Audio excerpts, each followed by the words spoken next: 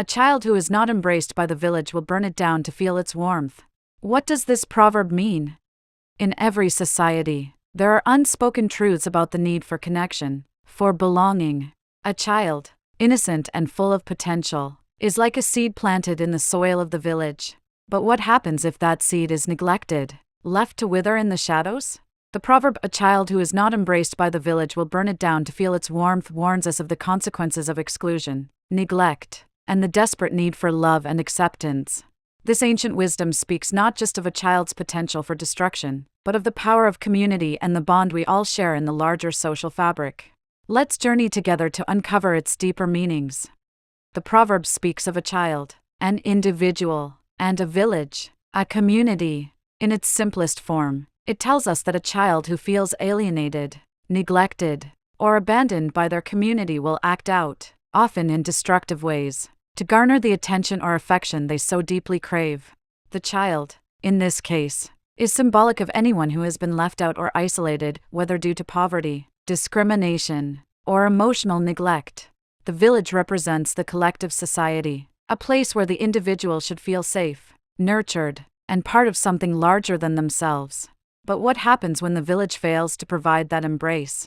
When the community turns a blind eye to the needs of the vulnerable, chaos can follow. But why the metaphor of burning down the village? Why such drastic imagery? The fire here is not just literal. It symbolizes the internal turmoil of a person who has been denied love, attention, or acceptance. It's a cry for recognition. The child is willing to destroy the very thing they need, the community, just to feel noticed, to feel warmth. It is an extreme response, but it is born of a desperate need for human connection. When we feel abandoned, neglected, or invisible, we sometimes lash out, not to hurt others but to make our pain seen. In this proverb, the child's destructive act is a call for help. Throughout history, children who have experienced war and displacement have often been left behind. In many cases, these children, deprived of love, guidance, and security, find themselves resorting to violence and rebellion. The lost children of the Nigerian Civil War, for example, are children who grew up amidst conflict, suffering the devastation of war, abandonment, and a lack of stability. These children, many of whom were orphaned or separated from their families, found themselves isolated in a world that had turned cold and indifferent. Their response? Many of them joined militias, took part in violence, or became involved in criminal activities, not because they were inherently violent, but because they were desperately searching for warmth, acceptance, and a place to belong. Consider the youth riots of the 20th century, events like the 1960s riots in the United States or the French May 1968 protests. These young people felt disenfranchised, disconnected from the society that had failed to offer them a voice or a place in the social order. In many cases, the riots weren't just about the immediate issues they were protesting. They were a manifestation of deeper, long-standing feelings of alienation. The youth involved were, in a sense, burning down the village, expressing their anger and frustration with a world that hadn't embraced them. They weren't just protesting for the sake of protesting. They were calling for recognition and inclusion. In the modern world, we've seen how extremism can take root in communities where children and young people feel neglected, ignored, and out of place. From radicalized youth joining militant groups to individuals lashing out in violent ways, the lack of community support and inclusion has a powerful, destructive impact. These individuals often feel alienated from the society around them, with no sense of belonging or purpose.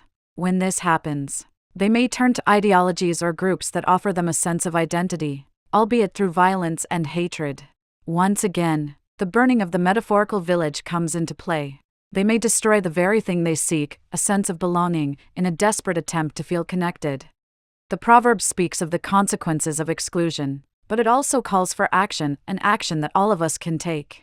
By embracing the marginalized and the vulnerable in our communities, we can prevent the destructive fires of alienation from taking root.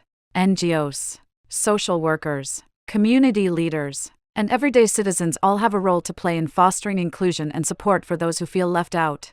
When a community welcomes its youth, its outcasts, its troubled individuals, it prevents them from feeling like they have no other recourse but to lash out. Embracing these individuals doesn't mean simply providing material support, though that is important. It means offering emotional support, guidance, mentorship, and a sense of belonging. Every child, every individual, needs to know they matter and that they are part of something larger than themselves. One of the most powerful ways to prevent the metaphorical burning down of the village is through mentorship. A mentor can provide the guidance, support, and sense of security that children and young people need to navigate the complexities of life. They can offer a safe space for the individual to share their struggles and aspirations. But mentorship isn't just about giving advice, it's about showing that you care. It's about investing time and energy into a relationship that fosters growth and healing. Compassion is a key ingredient in the process of rebuilding broken communities and restoring hope. In the end, this proverb is more than just a warning. It's a call to action, a reminder that every child, every individual, deserves to be embraced by their community. No one should feel abandoned or neglected. When we work together, when we support one another, we prevent destruction and build a future where every child can thrive. So, let's take this wisdom to heart. Let's be the village that embraces, the hands that lift others up. Because when we do, we build a society that's stronger, kinder, and more united. Thank you for joining me on this journey, and remember, never let anyone feel like they have to burn the village to feel its warmth. Thanks for watching. Don't forget to leave a comment, like, and subscribe to the channel.